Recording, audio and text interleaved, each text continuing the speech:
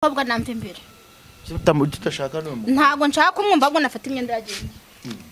Soyi. Fata ibyawe. Fata ibyawe. Fata ibyawe ugende. Fata ibyawe ugende umvire mu nzu. Ntago ngushaka hano. No subwo ingingo.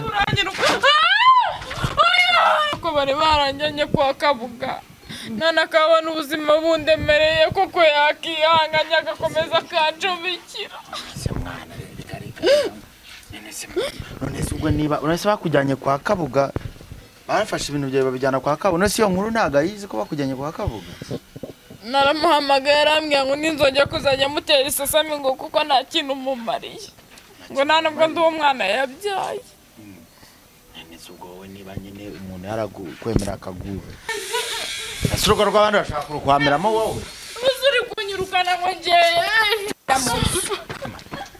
bya bintu biri seriye. Uzuri kunyirukana ngo ngeye Simba ushaka mu nzu yanjye soka. Ubu nkore iki? umwana ntuze ku nshuti yanyu ubusa ndararanze n'umwana ubu ndararanze Samusize ku n'umwana nshuti yawe gute? Iyo nitegereje neza nkareba amazi na Innocent. Iyo nitegereje neza nkareba amazi na Innocent.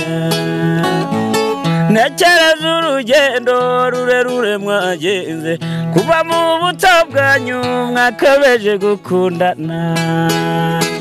I love you so much. Come to me. Come to me. Je t'aime trop. Nalingo mingwana. Manzi na Innocent nukuri ndabashimiye mwahisemo neza nukuri muraberanye. Manzi na Innocent songa mbere turabashyigikiye. Amusozi kandi mwifuriza ibihe byiza uko subscribe kuri Manzi na Innocent TV nawe utarayikondezera ko ugiye kuyikora kugira ngo tujye tubana gatano kuri gatano. Manzi Imana Manzi yamwiza amasadunda sindi butinde mu magambo hano numvishe inkuru nagace sindi butindemo kukavuga uko moto zimparitse hariya niho mparitse kugira ngo nze ninjiremo hano menye ikintu kibaye ni iki rero nkigera hano mise numva induru ikomeye cyane. Kamerama uko byagenda kose byagoranye abantu arambwiye bati byumvise rero mwe mukurikirana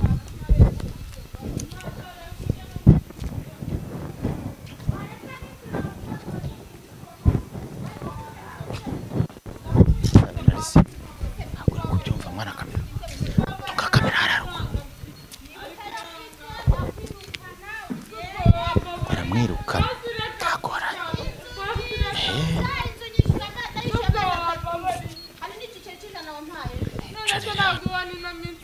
njya kuzunguza bakamfata ihangane uyu nguyu ni wa mukeba washaniye asigaye abana nukuri pe ihangane Ntago bindeba naga njye wakuzanye waje unsaba icumbi. naraze naraje nkwaga icumbi ukaba ugiye kunyimbiza gutya kuko kandi uzi ko nta hantu mfite ho kujya Genda ondoka. sibwo wakihangana sibwo wakihangana ariko wamana ubu na Kigali namenye Ndakumena haya mazi. sibwo wakihangana nukuri kose ndakwingiye waretse basi nkinjira mu nzu waretse nkinjira mu nzu ngaramutse hano se bimeze bite ko numva ari uyu mukobwa rero dufitanye ikibazo yaje nshaba icumbi tuvuga yuko tufatanya kwishyura amezi 3 yego acuruza gataro mu mezi 3 amaze ntataha hano namvire mu rugo barambwiye ngo bya nta mafaranga ageze amari inzu nagende wowe ibyo wabagamo warabiretse usigaye waje kwirirwa ushwana bimeze bite namusabye icumbi arangije ararinyemerera ambwira ko twabana arabyemera ndaza kandi uvuga ngo ntago umufasha kwishyurira bwa mbere ukwezi kwa mbere twagufatanyije ariko wenda ntago uri kubona muri no minsi hariho imikwaho myinshi ntago ndi kubasha kubona ukuntu nakora ari rimwe na rimwe njya gukora mu mujyi bakamfata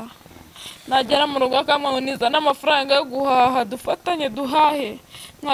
nta kintu mfite usibye igishoro cyonyine reka ngende ndebe ko bari baranjyanye kwa Kabuga none akabona ubuzima bundemereye koko yakihanganya agakomeza akancumikira none se ubwo niba uretse bakujyanye kwa Kabuga barafashe ibintu byawe babijyana kwa Kabuga none se iyo nkuru ntago ayizi ko bakujyanye kwa Kabuga naramuhamagaye arambwira ngo ninzongera kuzajya mutera isesemi ngo kuko nta kintu mumariye ngo nta nubwo ndi umwana yabyaye nese ubwo wowe niba nyine umuntu yarakwemera akaguha ako reba ubu buzima buriho muri ino minsi reba ubukene buriho ku bantu kuba wirukanse iminsi yose ukaba utesetse nese ko yanze no kuvugisha itangazamakuru ngo dusobanurire uko bimeze nawe sinzi n'ubizi ako ngewe ukavugisha itangazamakuru uwo mukobwa namva imbere tutashaka n'umuntu ntago nshaka kumwumva ngo nafata imyenda yagenda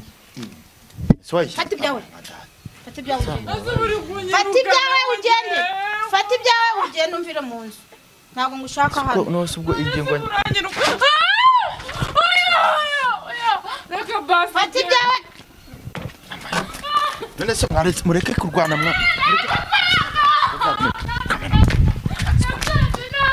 ndapfu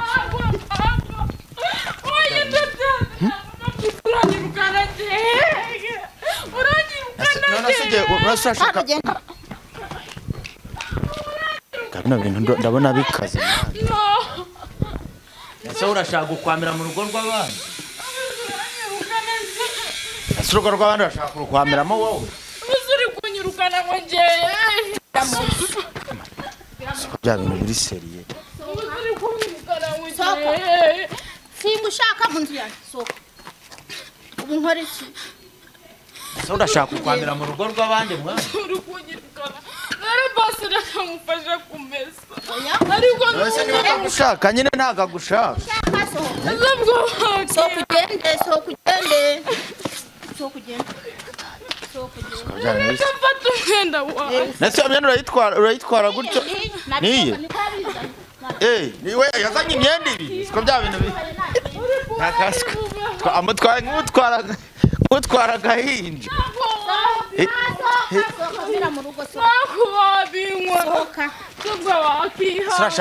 urashaka guhangana mu rugo rw'abandi mwana uranyirukana bigenda gute soka nta kintu nza gukora ndirwa hari sereri umugore arakinze twaritse cameraman tureba aho wagiye nase ugiye he mwana ugiye kwicara hose baranyirukanye ariko waragibugiye none se washatse n'akamvirope ugatwara mutwe twenda mwana washatse n'akamvirope ugatwara mutwe twenda wese umwana wawe umwana ntuze ku inshuti yanyu ubusa ndararanze n'umwana ubu ndararanze n'umwana ku inshuti yawe gute ntiwamusigaga hano ugiye gushakisha ubundi wowe yarasigaye yanga kunsigaranira umwana ngamwe nta kintu ujya amufasha ngo nakwishyura inzu byaranze kandi nawe urabona ino Kigali ukuntu imeze no kurera umwana biragoye Kigali ntago wayivamo ngo ujye gushaka ahandi hantu uze mu cyaro nzajye nsange yundi ko na data wacu nta masenge uri kubona nzabigenza gute ubayeho wenyine ntabwo ugira n'umunyamuryango umwe usibye musaza wanjye wenyine na mubyara wanjye byonyine ngira uri kubona koko nzabaho gute koko n'umwana wanjye derukana uza kurugashaniye urugashaniye ubu numvi nje mpuruye ntazi uko byagenze ntazi byabaye ahubwo kuki mwumva ibyo shani ababwira kuki mutakumva mbeshye twabibonye kuri kamera ntibiriho fata uburozi ushyira mu cyo kunywa cya shaniye ntabwo mbizi ndetse we niwari umwishe ndetse ubwo abantu muri comment baravuga nyine bwo birakugarutse ubwo ko abantu bishimiye ko umwana wanjye yaba ku gasozi nanjye nkaba ku gasozi wishimiye ko babana n'abantu gutya buri gihe mushwana nabo uri gwana ubu buzima koko wa mana we nzabamo kugeza ryari niko nyine wowe wishimye ngahibaza shani yawe akagufashije uri kuza kumuroga ubu n'uyu ngo ntimubuze ibintu mwapfuye wasanga mwapfuye abagabo ngeze ko natega kandi mbayeho mu buryo bwajya bwo kwishakishiriza none bwabyara sereka nkubaza niba mwaravuganye ko uzajya umuhereza 10 nawe uzari kuba nino myenda none ndi bwitware koko wa mana we ubu none umwana nyine wowe nawe niba mwaravuganye ko ugomba kujya mu gice nawe akishyura ikindi gice ubwo si ikibazo nyine namubwita ikizabonera amafaranga none arabyanze ariko ubanza hari ibindi mwapfuye yenda wasanga ari uko yakatanshaka yenda nabwanyakiriye mbona tumaze iminsi 2 nkabona nabyishimiye wari ubizi reka kwirirwa umbaza amagambo menshi nigendere ese ugiye hehe nyine nagiye ubwo giye yewe genda shogoshera ugende buriya ubwo urashaka kongera kubyara undi wa kabiri ese utangiye ku kamera twigendere nge ntaza kuzira bino bintu mwokagira imana nanjye ndagusiga aho ngaho kuko ari murenje kumenya icyabaye kuri wowe mperukana n'uyu mukobwa cyagihe igihe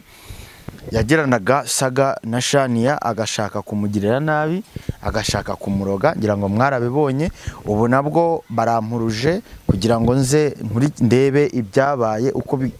ngize gutya nsanga mageze nsanga n'uyu mukobwa rero uko biri kose ntago namenya ngo uyu mukobwa ibyo bimeze gutyo gusa wenda ndaza ku nyuma yaho ndaza kuzamuhamagara nk'ejo cyangwa ejo bundi nganire nawe twicaye byimbitse menye ubuzima bwe byanyabyo dusobanukirwa ubuzima bwe kubera ko ubu ngubu kagira imana we ntago ari ibintu biba byoroshye gusa nanjye ntago mfite izo mbaraga nanjye murabibonye ko hari ahantu ari impasiza agatwe ntago biba byoroshye reka nsoreze ikiganiro hano mubonye aho yikubise arambije ntago nari kagira imana mu burya umusaza atinya nyine reka nkushimire cyane ko wabashije kudukurikira ibiganiro byacu byo nakagaruka imana bamugisha